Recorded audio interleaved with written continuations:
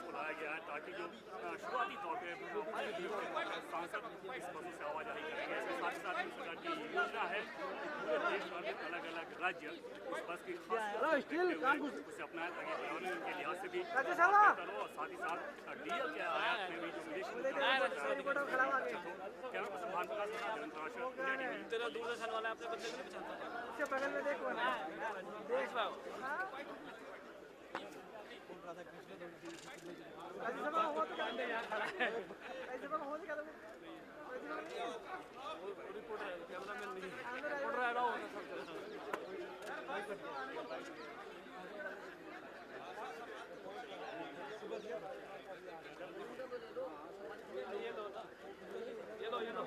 ये लो मंडे बस के बारे निकल गया निकल गया। अरे रवि, ए रवि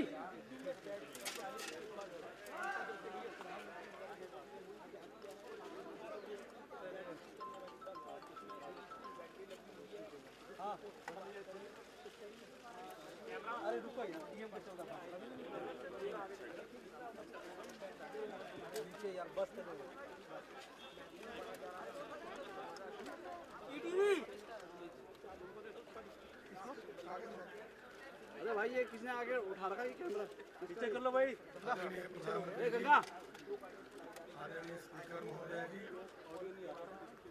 मंत्रिमंडल के मेरे सहयोगी, उपस्थित सांसद भाई और बहनों, हमारे देश में जो स्टेट ट्रांसपोर्ट की बसेस है वो BS2 जिसको यूरो 2 और यूरो 3 ये इंजन की है और जिसके कारण हमारे देश में बहुत पोल्यूशन होता है। एक जो डीजल की बस है वो एक साल में 300 KG carbon monoxide, 600 KG NOx NOx और 12 केजी पार्टिकुलेट मैटर इसको बाहर निकालती है और इसी के कारण हमारे प्रदूषण के प्रश्न गंभीर बने हुए हैं। दिल्ली में अभी इसके कारण जो दुष्परिणाम है उसकी चर्चा भी हो रही है। ये जो बस हमने बनाई है ये पूरी तरह इलेक्ट्रिक बैटरी पर है। प्रधानमंत्री जी ने जो प्रेरणा दी कि मेक इन इंडिया और मेड इन इंडिया उसी के आधार पर तैयार हुई है और हमारे देश में पब्लिक ट्रांसपोर्ट में 1.5 लाख बसेस अभी चल रही है। पायलट प्रोजेक्ट के रूप में हमने 20 बसेस और पुणे में CRT करके जो संस्था हमने तैयार की है, इसमें पंडित जो है KPIT से उनका भी सहयोग रहा है और ये बस अभी अगर 1.5 लाख बसेस हम कन्वर्ट करेंगे तो डीजल का जो खर्चा है उससे 1/5 हमको केवल एक बस जो है वो 8 लाख रुपए की साल में बचत होगी, क्योंकि डीजल और इलेक्ट्रिक के कॉस्ट में इतनी बचत है। कॉस्ट इफेक्टिव, पोल्यूशन फ्री और इंपोर्ट सब्स्टिट्यूट ऐसी ये बस है। और उसके साथ साथ प्रधानमंत्री जी को मैं विशेष रूप से अभिनंदन करूंगा कि आपके डिपार्टमेंट में जो इसरो के साइंटिस्ट हैं उनके सहयोग से उनको हमने बुलाया था और जो एक बस के लिए, बड़ी बस के लिए जो लिथियम आयन बैटरी 50 लाख रुपए जिसको लगते हैं वो हमारे वैज्ञानिकों ने तैयार करके दी है और वो बैटरी केवल 5 से 6 लाख रुपए में अब देश में तैयार हो सकती है। ये देश के लिए बहुत गौरव की बात है। उसके ऊपर भी संशोधन ने पूरा किया, प्रेजेंटेशन मुझे दिया है, उन्होंने अपना पेटेंट भी रजिस्टर किया है और इसके आधार पर विशेष रूप से लघु उद्योगों में इस बैटरी का अगर निर्माण होगा तो हमारी कार, हमारी बाइक्स, हमारी बसेस अगर इलेक्ट्रिक पर आएगी तो देश में बहुत बड़ा पोल्यूशन भी कम होगा। जो 4 बातें आपके मार्गदर्शन में हमने इनिशिएटिव में ली है, आपने स्वच्छ भारत का ऐलान किया। हम लोग स्वच्छ भारत और प्रदूषण मुक्त भारत ये आपके ही प्रेरणा से आगे जा रहे हैं। Ethanol, biodiesel, biogas, bio CNG और इलेक्ट्रिक चारों फ्यूल के बारे में इसी सेशन में जो नीतियां हमने तय की है उसकी घोषणा करने वाले हैं। और मेरा बहुत विश्वास है कि आपके नेतृत्व में हम जिस प्रकार से स्वच्छ भारत करने में कामयाब हुए हैं, उसी प्रकार से हम प्रदूषण मुक्त भारत ये भी सपना निश्चित रूप से पूरा करेंगे। मैं फिर से एक बार प्रधानमंत्री जी को बहुत बहुत धन्यवाद देता हूं।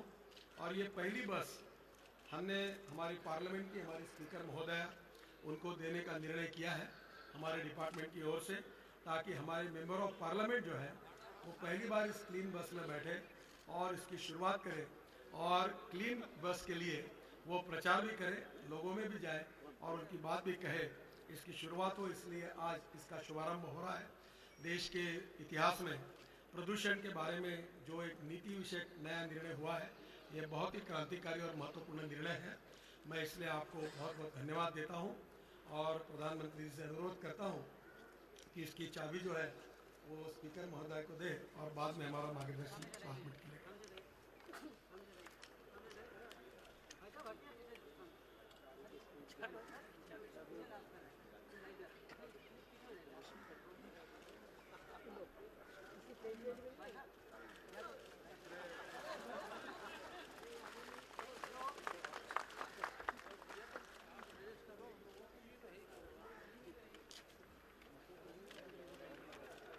आदरणीय स्पीकर महोदय,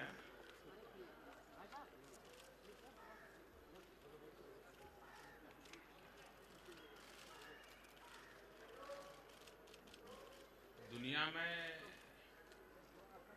एनवायरनमेंट की चर्चा तो लंबे अरसे से होती है,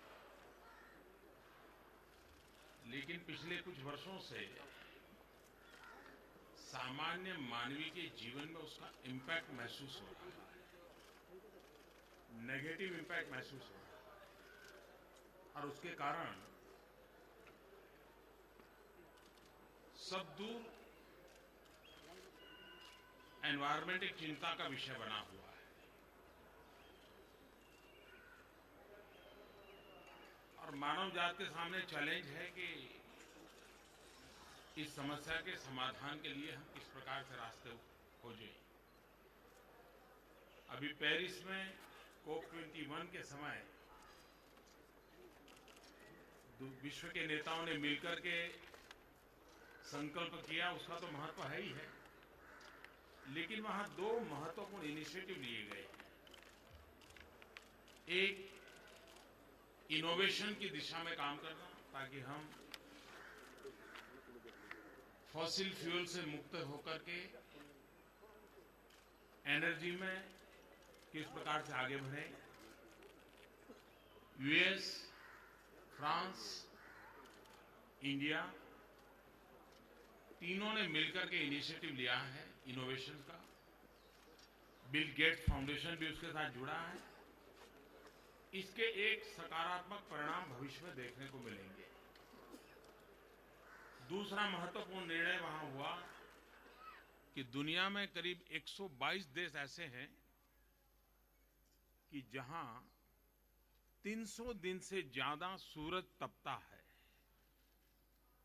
सूर्य प्रकाश का लाभ 300 से ज्यादा, इन देशों को 300 दिन से ज्यादा मिलता है।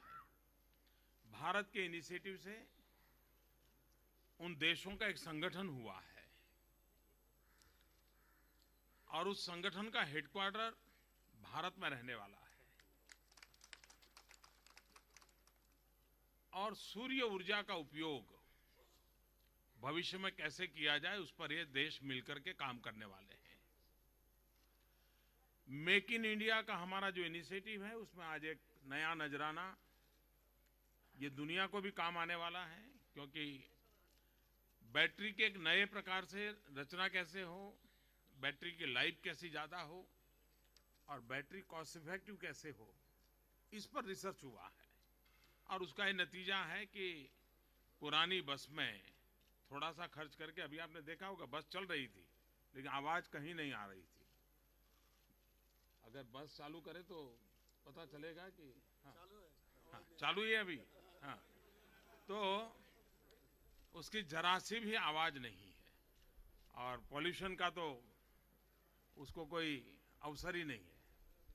अभी तो सांसद लोगों को इसका लाभ मिलेगा, लेकिन अगर startup India, stand up India में अगर नई पीढ़ी के लोग इस बैटरी बनाने के काम में आएंगे आगे, तो बहुत तेज़ी से हम हमारा पब्लिक ट्रांसपोर्टेशन सिस्टम है उसमें इस नई रचना को ला सकते हैं। हमारे नितिन जी को इन विषयों में रुचि भी है, वो पढ़ते रहते हैं, कुछ न कुछ खोजते रहते हैं, तो मैं उनको बधाई देता हूं कि उन्होंने एनवायरनमेंट की दृष्टि से टेक्नोलॉजी को कैसे उपयोग किया जाए और मेक इन इंडिया को बल देखते हुए कैसे आगे बढ़ा जाए, उसमें एक सफल प्रयास किया है। मैं उनको बधाई देता हूं। और आदरणीय सुमित्रा जी, उन्होंने संसद की गतिविधियों को, संसद के सदन के कार्यकाल के सिवाय भी कुछ न कुछ नयापन देने का प्रयास किया है, उसमें एक नया नजराना जुड़ रहा है। उनको भी बधाई, धन्यवाद।